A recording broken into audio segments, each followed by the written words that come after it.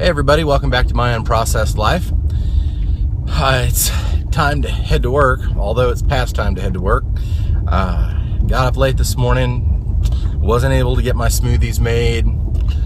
Stark Raving Raw had been up editing videos late last night, so I didn't really want to wake her up to make stuff for me this morning. You know, that's she's taking care of two kids. You know, a 4-month-old and a 4-year-old, and she does everything around the house, and I don't feel like it's right for me to wake her up and ask her to make smoothies for me just because I'm running behind a lot of the time, especially if I know she's been up late, you know, editing videos and stuff. So I opted to wing it today, and then I'll have my couple pounds of greens tonight in smoothie and salad and stuff once I get home. So the object for today is just to try to stay as vegan as possible, and which shouldn't be a problem really.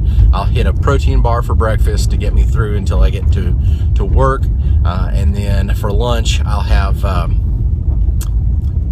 didn't bring any dressing with me because I didn't get time to make smoothies, so I don't have dressing. So I'll probably, rather than do that route, I'll probably go with like a grilled veggie wrap, or if we go out, that might change things, just depending. But we don't usually go out for lunch these days. We usually just stay there in the cafe. So that will be the plan for today. Now, last night when I got home, I ended up making some soba noodles, which if you haven't had soba noodles before, I highly recommend them. As far as health and flavor and so forth, if you're eating cooked food, the soba noodles are, they're like buckwheat noodles, and they're great for a couple of reasons. One, they have a nice texture to them. They can be added to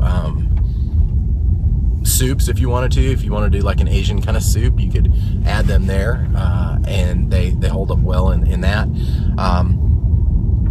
At least for one serving. I wouldn't do the whole batch of soba noodles in the soup. I would take the soup and then add the soba noodles into them, because they would probably break down over a long period of time. But anyway, you know, like if you're saving the soup for however long. But anyway, so we did some soba noodles. Another reason why I really like soba noodles is they take on the flavor of whatever you put with them really well. So if you notice, when you eat traditional spaghetti, the spaghetti itself doesn't really absorb much of the flavor.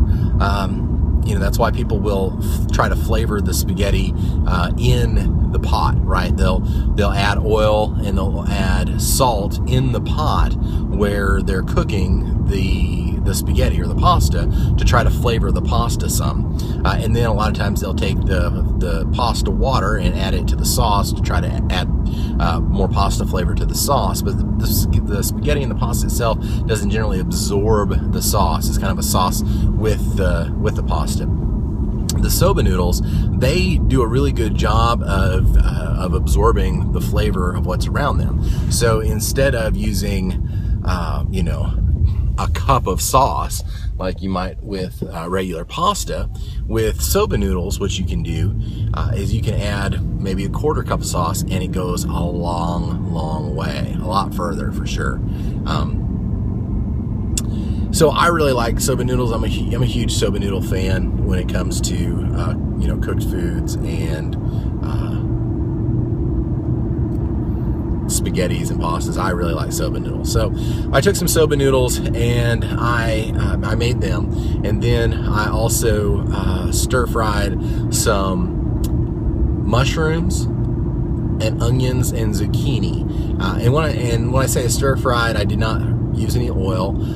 In fact, you really don't need anything with them because of the high water content in those things. So by the time I was done, I more or less had kind of a stew going on of those things, and I added in some vegetable broth, or actually it wasn't the broth, it was the stuff that you make broth from, and I forget what they call it, but it's a vegan vegetable bouillon kind of stuff. The name escapes me at the moment. Anyway, I added some of that in there, and then some paprika, and then I diced some tomatoes to throw on top of it. And so then I would take the soba noodles and put the mixture on it, and tomatoes on top, and then, you know, if there was any other seasoning that needed to be added, it could definitely be added at a later date. So, or whenever you made your bowl. And so that's what we had for dinner last night, and it was good and filling. You know, definitely not raw. And not raw enough, and I don't have enough fruit at the house really to be raw 100%. But I think we're kind of looking at May 1st here in just a few days to kind of see if we can't do that. And I've got some ideas on how I want to kind of structure that whole thing too. But Stark Raving Raw and I have to talk about it and make sure that we're on the same page as to how we want to go about that and handle that particular part of it. So I will let you know when we have a definite plan. What else? Yeah, so that's kind of where things are today. Man, I didn't even get my supplements today, so I need to I'll have to do that when I get home tonight too. You know, it's one of the neat things about the human body is that you don't have to have your micronutrients every single day. Your body will actually use them and store them as they're needed. So what will happen a lot of the time is, you know, if you don't get your recommended greens, you know, every single day, that's not as big of a deal as long as you're getting them over the weeks and the months, because what will happen is that your body will try to use what it can and store some more. That's why they say, you know, you have a recommended daily allowance, you know, that this is how much we recommend you get every single day. But if you get more or less, your body will try to compensate for that based on what it's getting in. So if you get a lot of greens on a consistent basis, then a lot of times you don't have to worry about your RDA for a lot of those minerals, because your body will store what it can and use that.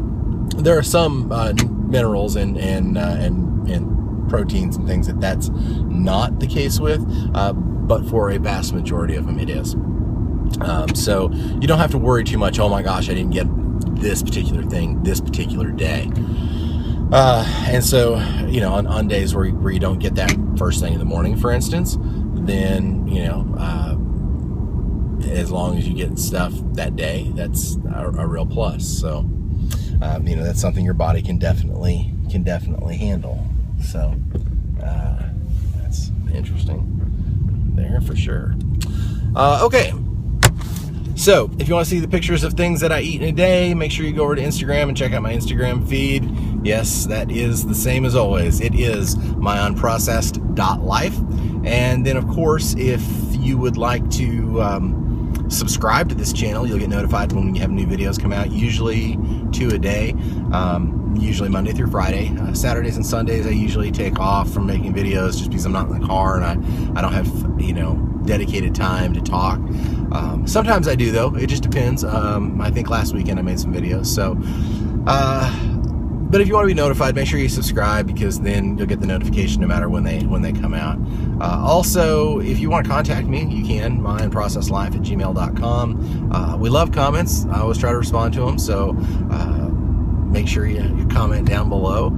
And if I haven't said it before, thank you. Thank you once again for spending time with me.